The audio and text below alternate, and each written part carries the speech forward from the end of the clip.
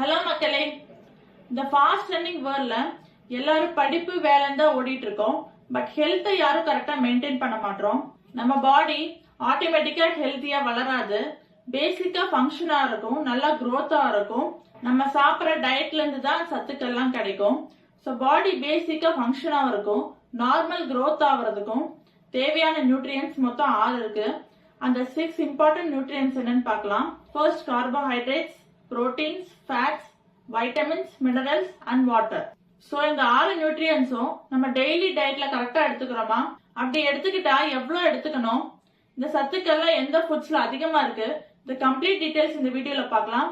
வாங்க வீடியோக்குள்ள போலாம்.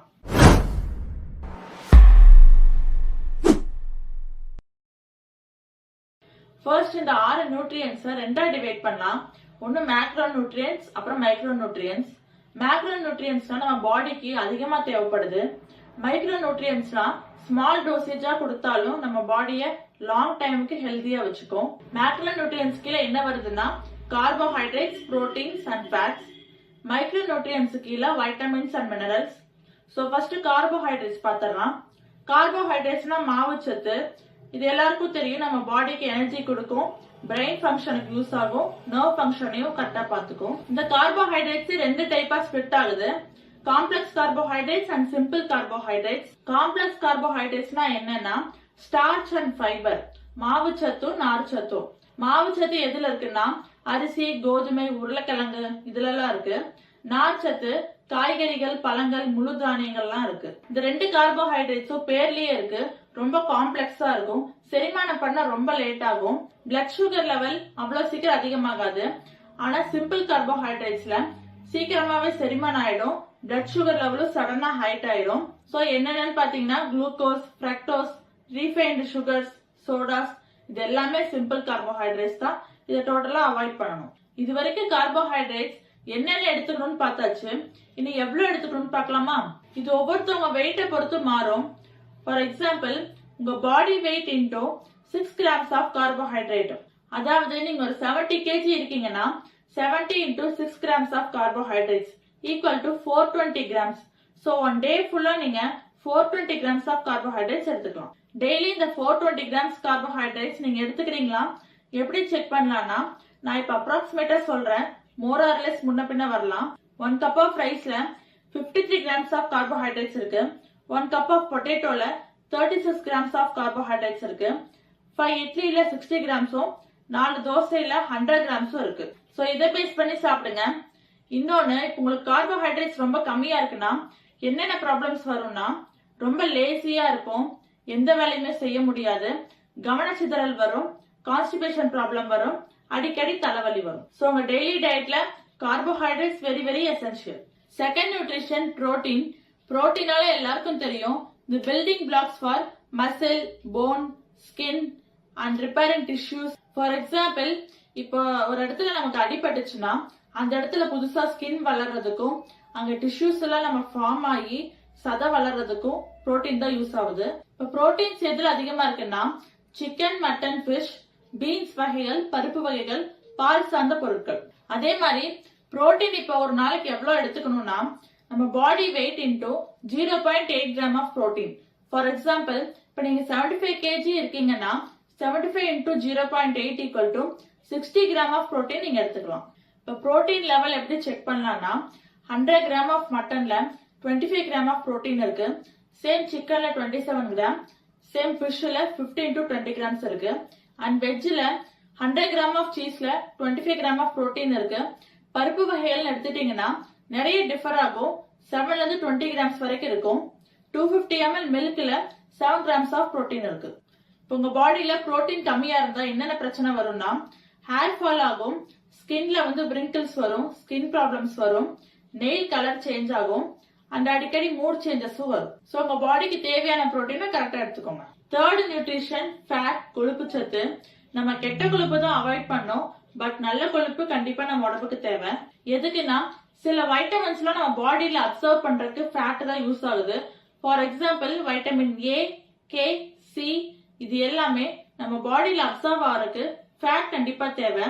செல் growth ஆகிறதுக்கும் செல் ரிப்பேர் பண்றதுக்கும் தேவை. Hormone production, brain health and heart health. இது எல்லாத்துக்குமே ஃபேட் ரொம்ப ரொம்ப முக்கியம். அதே மாதிரி ஃபேட் கண்டென்ட் எதுல அதிகமா இருக்குன்னு பாத்தீங்கன்னா நட்ஸ் அண்ட் சீட்ஸ், கொழுப்பு நிறைந்த மீன்கள், ஆலிவ் ஆயில் அண்ட் வெண்ணெய். இப்போ ஒரு நாளைக்கு எவ்வளவு ஃபேட் ஒரு மனுஷனுக்கு தேவைப்படுதுன்னு பாத்தீங்கன்னா 0.5 gram into body weight. For example 70 kilogram இருந்தீங்கன்னா 70 into 0.5 equal to 35 gram of fat நீங்க எடுத்துக்கிட்டா போதும். இந்த ஃபேட் எப்படி கால்குலேட் பண்ணலாம்னா ஒரு அப்ராக்சிமேட்டா சொல்றேன். ஓவரால் நட்ஸ் பாதாம், பிஸ்தா, வால்நட், கேஷ்யூ இது எல்லாத்துலயும் 2-4 எடுத்தீங்கன்னா ஒரு 10 கிராம் ஆஃப் ஃபேட் கிடைக்கும். ஆனா 1 tablespoon of chia seeds எடுத்தீங்கன்னா 4 கிராம் ஆஃப் ஃபேட் கிடைக்குது. அதுவே ஒரு பொரிச்ச மீன்ல 24 கிராம் ஆஃப் ஃபேட் வரைக்கும் இருக்கு. அண்ட் எண்ணெயில பொரிச்ச ஒரு சமோசா வித் பொட்டேட்டோ ஸ்டஃப்டு எவ்வளவு இருக்கும்னா 25 கிராம் ஆஃப் ஃபேட் வரைக்கும் இருக்கும். பானிபூரியில 2 to 10 கிராம் ஆஃப் ஃபேட் இருக்கு.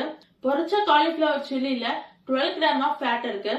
சோ 1 டேக்கு தேவையான ஃபேட்டே நீங்க ஒரு பொரிச்ச மீன்லயோ ஒரு சமோசாலையும் சாப்பிடுறீங்க. சோ இந்த பேட் ஃபேட்லாம் அவாய்ட் பண்ணணும். ஒமேகா 3 ஃபேட்டி ஆசிட் மாதிரி குட் ஃபேட்ல உங்க பாடியில கம்மியா இருக்குன்னா அதிகமா ஜாயிண்ட் பெயின்லாம் இருக்கும். 4th one vitamins. வைட்டமின்ஸ் நம்ம பாடியில ஒரு வைட்டல் பிளே ரோல் ஆகுது. என்னென்ன வைட்டமின்ஸ்னா ABCDE and K. சோ இது வந்து 2 பார்ட்டா டிவைட் ஆகுது. Water soluble and fat soluble. Fat soluble என்னென்ன வருதுன்னா vitamin A, D, E, K. Vitamin A வந்துட்டு கண்ணுக்கு ரொம்ப நல்லது. D வந்து போனுக்கு ரொம்ப நல்லது. சோ E ஆன்டி ஆக்சிடென்ட், ஸ்கின்னுக்கு நல்லது. And K blood clotting. எங்கேயாச்சும் அடிபட்டுச்சுன்னா டக்குன்னு ரத்தம் நிக்கணும், போயிட்டே இருக்க கூடாது. சோ அதுக்கு வைட்டமின் K தேவைப்படுது. இது ஏன் ஃபேட் சால்யூபிள்னு சொல்றாங்கன்னா இந்த வைட்டமின்ஸ்லாம் ஃபேட் தான் அப்சர்வ் ஆகுது. நான் முன்னாடியே சொன்ன மாதிரி ஃபேட் ரொம்ப முக்கியம்னு சொன்ன இடத்துல சொல்லியிருப்பேன்.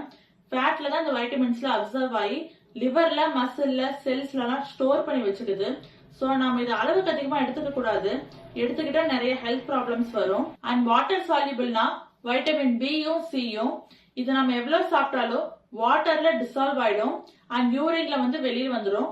சோ இது நம்ம எவ்வளவு சாப்பிட்டாலும் பிரச்சனையே இல்ல, எல்லாமே எக்ஸ்கிரேட் ஆயிடும். அதே மாதிரி வைட்டமின் பி நர்வ் ஃபங்க்ஷனுக்கும் செல் டெவலப்மெண்ட்டுக்கும் யூஸ் ஆகுது. வைட்டமின் சி இம்யூன் சிஸ்டம் ஹெல்தியா வச்சுக்குது. இந்த வைட்டமின்ஸ்ல எதுல அதிகமா இருக்குன்னு பாத்தீங்கன்னா அனிமல் ப்ராடக்ட்ஸ் எடுத்துக்கிட்டீங்கன்னா meat, fish, egg, dairy products. வெஜ்ஜில் எடுத்துக்கிட்டீங்கன்னா லீஃப் கிரீனி வெஜிடபிள்ஸ், பட்டாணி, பீன்ஸ் அண்ட் நட்ஸ்ல எல்லாம் இருக்கு. அப்புறம் சீரியல்ஸ் அண்ட் பிரெட்ஸ்ல வைட்டமின் பி இருக்கு. 5th nutrition minerals. மினரல்ஸ்னால ஏகப்பட்டது இருக்கு. Calcium, iron, phosphorus, magnesium, zinc நிறைய இருக்கு. இது எல்லாமே நம்ம போன் ஹெல்த்துக்கும் டீத்துக்கும் யூஸ்ஃபுல்லா இருக்கு. நம்ம பாடி மெட்டபாலிசத்தை கரெக்டா ரெகுலேட் பண்ணி வச்சுக்கோம். மினரல்ஸ் கம்மியா இருந்தா என்ன சிம்டம் வரும்னா பாடி வெயிட் கெயின் ஆயிடும், போன்ல அதிகமா பெயின் இருக்கும். இப்ப எங்கேயாவது புண்ணோ காயமோ ஆச்சுன்னா டக்குன்னு அது ஆறாது, ஹீல் ஆக ரொம்ப டைம் எடுக்கும். 6th nutrition water. வாட்டர் இல்லாம நம்ம பாடியில எதுவுமே ஃபங்க்ஷன் ஆகாது. நார்மலா ஒரு ப்ராசஸ் நடக்கிறதுக்கு வாட்டர் கண்டிப்பா தேவை. சோ இப்ப வாட்டர் எப்படி இல்லைன்னு கண்டுபிடிக்கலாம்னா நம்ம யூரின் போற ஃப்ரீக்வன்சி கம்மியாகும், யூரின் கலரும் பேல் எல்லோ ஆகும். சோ அதை வச்சு நம்ம வாட்டர் தேவைப்படுதுன்னு கண்டுபிடிச்சுக்கலாம். சோ இந்த 6 எசென்சியல் நியூட்ரியன்ஸ் தான் நம்ம பாடிக்கு தேவை. இது கண்டிப்பா டெய்லி டயட்ல எடுத்துக்கணும். இதே மாதிரி நெக்ஸ்ட் இன்ட்ரெஸ்டிங்கான வீடியோல உங்களை மீட் பண்றேன்.